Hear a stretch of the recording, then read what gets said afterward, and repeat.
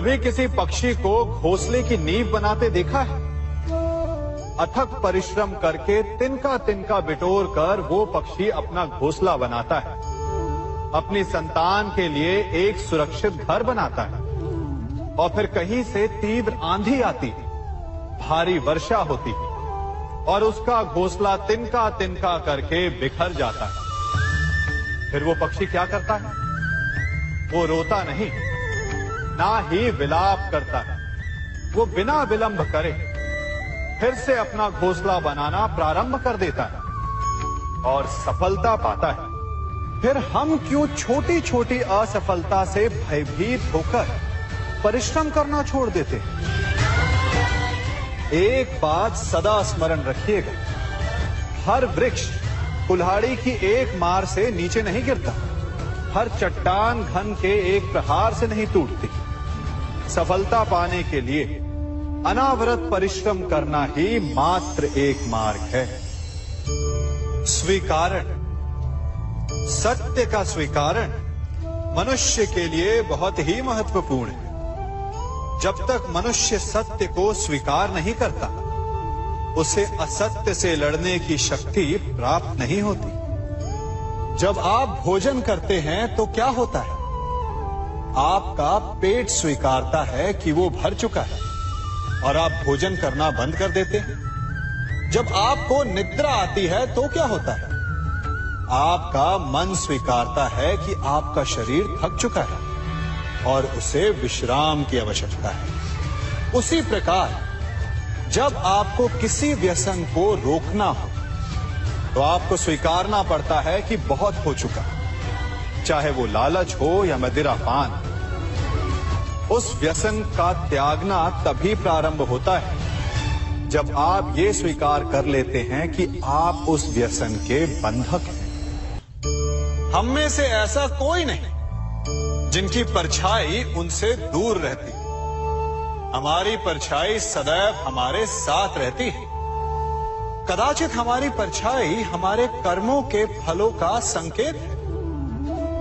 कदाचित इसी कारण कई बार हमें अपनी परछाई से भय भी लगता है, परंतु इस भय से निवारण पाने का एक साधन अवश्य है।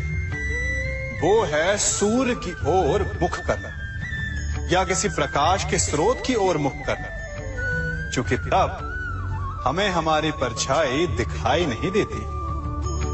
यदि इसे जीवन के संदर्भ में देखें तो ये प्रकाश का स्रोत शुभ कर्मों की चेतना है। यदि आपके मन में शुभ कर्म करने की इच्छा है तो आपको कभी भी अपने कर्मों के फल का भय नहीं होगा, क्योंकि यदि आपका मन शुद्ध होगा तो आपके कर्म शुद्ध होंगे और शुद्ध कर्मों का फल कभी अशुद्ध नहीं हो सकता।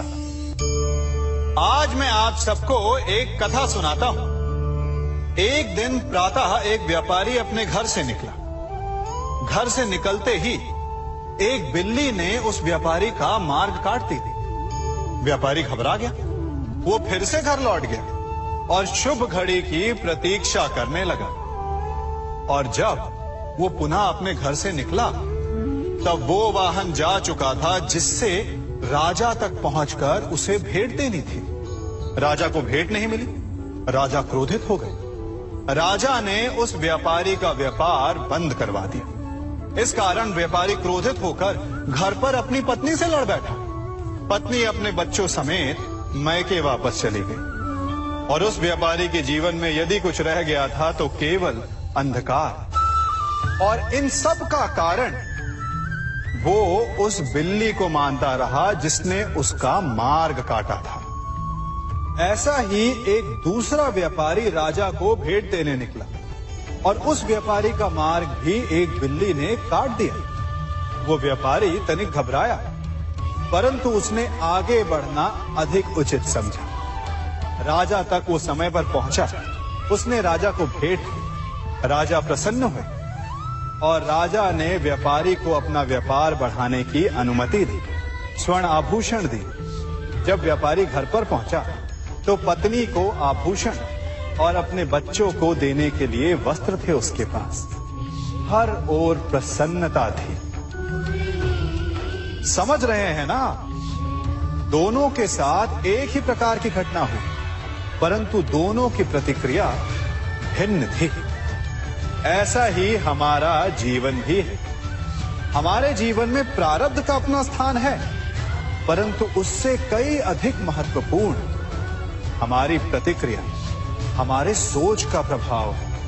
क्योंकि यही हमारे जीवन को आकार देते हैं। इसलिए अपनी सोच को सकारात्मक रखिए। आपका जीवन सदैव आनंदमय रहेगा। आप इन दो पात्रों को देख रहे हैं। मेरे इस पात्र में जल है और ये पात्र मिष्ठान से भरा हुआ है। दोनों ही पात्र भरे हैं, परंतु देखिए, मिश्री को जल में मिला दिया, जल ने मिश्री को अपना लिया, मिश्री ने अपना अस्तित्व खो दिया। परंतु जल को अभिमान है कि उसका अस्तित्व अभी भी बना हुआ है। परंतु जो इस जल को चखेगा उसे अवश्य पता चल जाएगा कि ये जल अब वो जल नहीं रहा, ये अब शरबत बन गया। हमारा त्याग, हमारे बलिदान भी ऐसे ही होते हैं। जो इस बात को अनुभव करते हैं वो समझ सकते हैं कि कैसे हमने समय की धारा को बदल दिया। जो बलिदान देते हैं उनका अस्तित्व कभी नष्ट नहीं होता, अपितु उनका बलिदान संसार में कुछ ना कुछ परिवर्तन अवश्य लाता है। हम सभी कभी ना कभी, कहीं ना कहीं अपने जीवन में यात्रा अवश्य करते हैं। हमारी यात्रा में कभी पक्के रास्ते आते हैं तो कभी कच्चे रास्ते। पक्के रास्ते मनुष्य बनाता है और कच्चे रास्ते जानते हैं कैसे बनते हैं? चलते चलते बन जाते हैं। जब लोग एक स्थान से जाते हैं तो पैरों के दबाव से नीचे की घास कुचल जाती है। बार बार उस मार्ग से जाने से धीरे धीरे मार्ग स्वतः ही बन जाता है। और यही जीवन है, यही नियति है। जब आपके जीवन में आपको मार्ग ना मिले तो रुकिए नहीं, आगे बढ़ते रहिए और आपके पैरों के दबाव से मार्ग स्वतः ही बन जाएगा। हम सभी अपने जीवन में सफलता चाहते हैं, है ना? उसके लिए हम रात दिन परिश्रम करते हैं, कड़ी मेहनत करते हैं, परंतु फिर भी असफल हो जाते हैं। परंतु ऐसा क्यों होता है? कभी सोचा आप सबने? क्योंकि सफलता पाने का मंत्र बड़ा कठिन नहीं, बड़ा सरल है।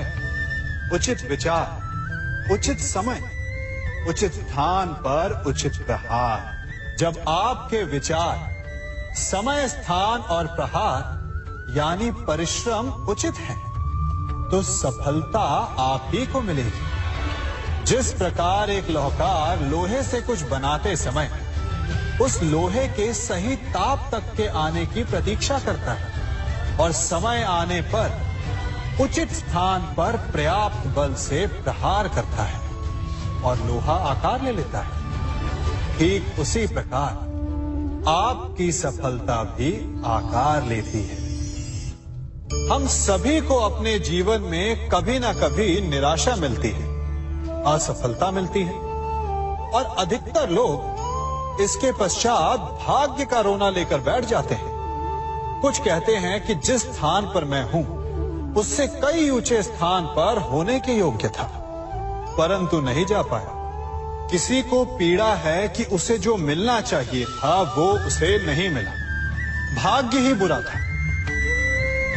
भाग्य क्या होता है? भाग्य वन में खिला पुष्प देवताओं को चढ़ाया जाएगा या किसी सुंदरी की वेणी में वो सजेगा या फिर उसे कुचलकर उत्पाद बना दिया जाएगा।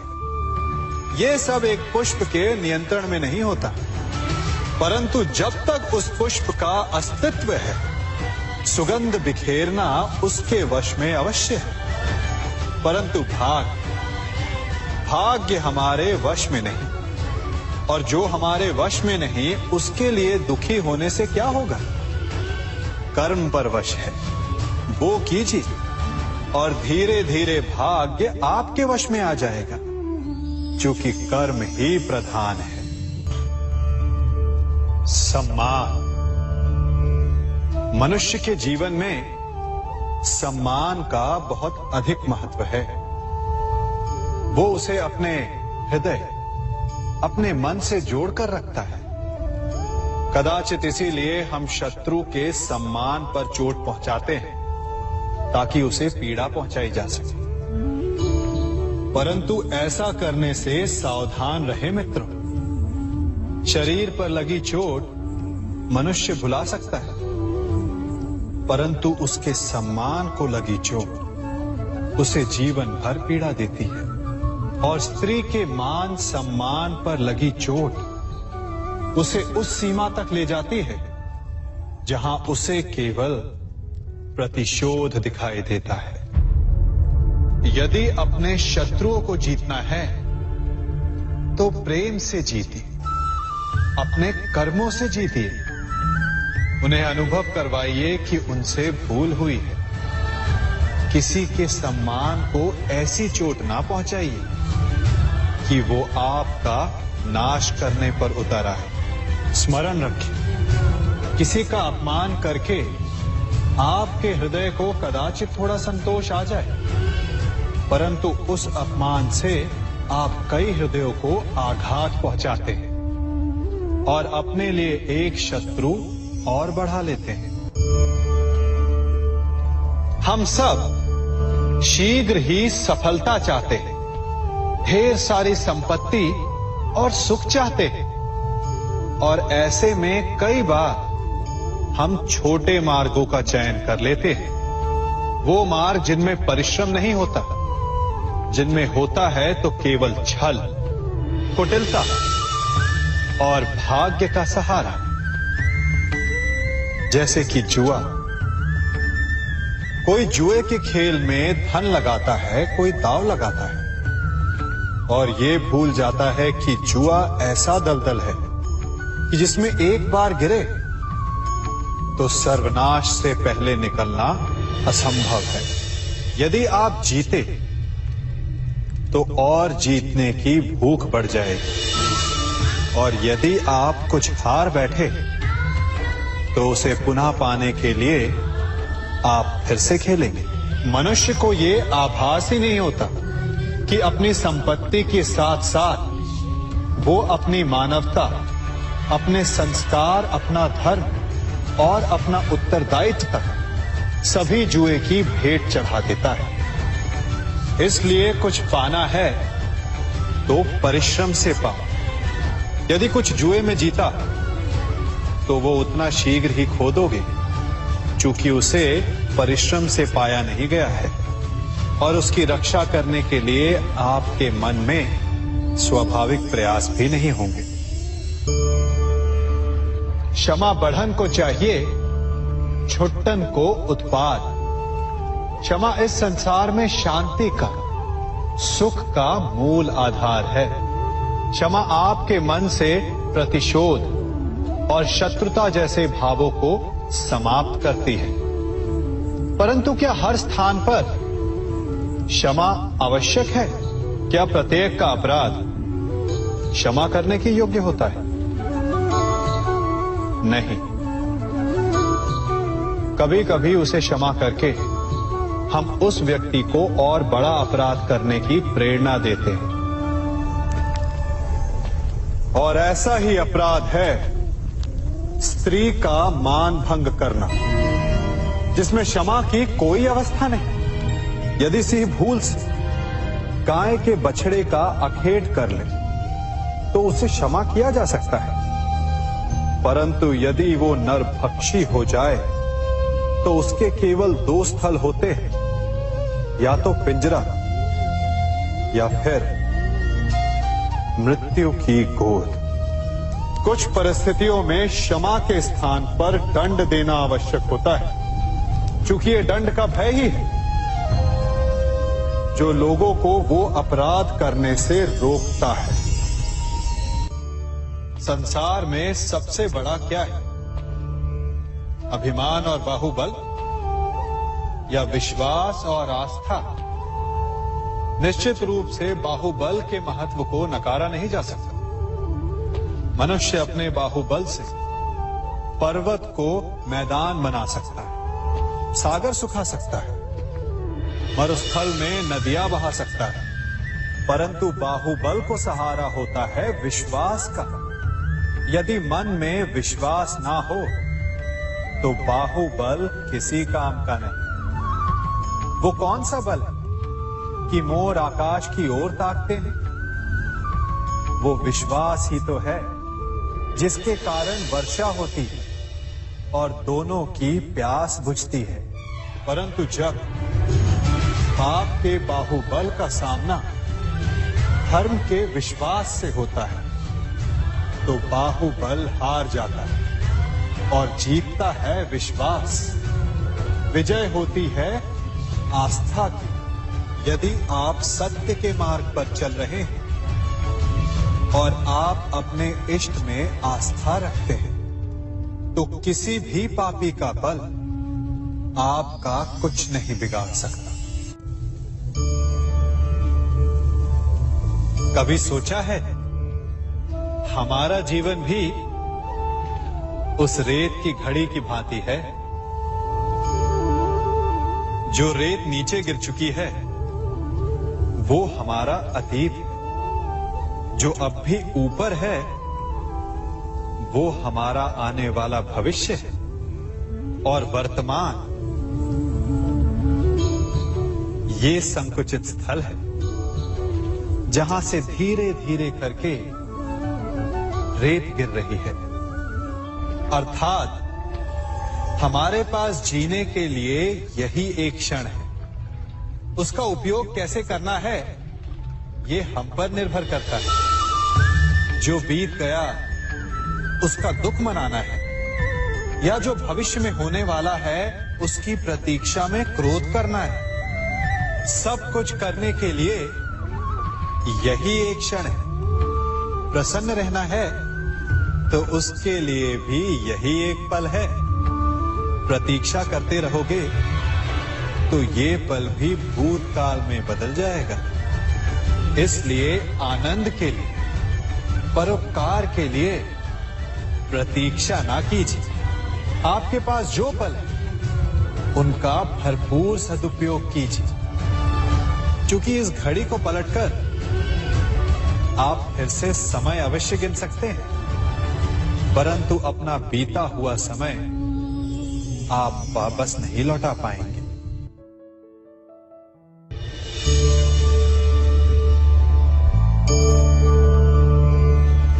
मनुष्य के जीवन में संतान का बहुत महत्व है। उस संतान के लिए वो कितने कष्ट सहता है, उसे पालता है, पोसता है, और यदि यही संतान संताप का कारण बन जाए तो क्या ये उसका दोष है? अधिकतर ये दोष हमारे लालन पालन का होता है। बचपन में बालक के हठ को मानकर हमें आनंद की अनुभूति अवश्य होती है, परंतु धीरे धीरे अपने बालक के हठ को मानकर उसके हठ के दास हो जाते हैं। एक हठी उद्दंड और असंस्कारी संतान उस सूखे वृक्ष के समान होती है कि यदि जिसमें आग लग जाए तो वो सारे वन को भस्म कर डाले। और स्मरण रहे, जब उसमें अग्नि लगती है तो सबसे पहले वो स्वयं के घर को ही भस्म करती है। इसलिए जब आवश्यकता हो तो अपनी संतान के हठ का विरोध करें, उसे रोके, क्योंकि यदि समय रहते ऐसा ना किया गया तो भविष्य में इस समस्या के परिणाम गंभीर हो सकते हैं। प्रतिज्ञा, वचन, ये सब मनुष्य ने समाज को सही दिशा में रखने के लिए बनाए हैं। वो मनुष्य ही क्या जिसके जीवन में नियम ना हो, जिनका वो पालन ना करे, परंतु समय के साथ चलने के लिए नियमों को बदलना भी आवश्यक होता है, क्योंकि ये आज का समय ही तो है जो बीत जाने के पश्चात इतिहास बन जाएगा। यदि आवश्यकता पड़ने पर नियम और प्रतिज्ञा भंग ना की जाए, समय की मांग के अनुरूप अपनी प्रतिक्रिया ना बदली जाए, तो इतिहास हमें कभी क्षमा नहीं करेगा। आवश्यकता पड़ने पर आपकी तोड़ी हुई एक प्रतिज्ञा, एक बंधन कभी कभी पूरे मानव इतिहास को बड़े विनाश से बचा सकता है। इसलिए नियम, प्रतिज्ञा, वचन कुछ नहीं, कुछ है तो केवल समय, जिसके अनुरूप चलने वाला ही सफल हो सकता है।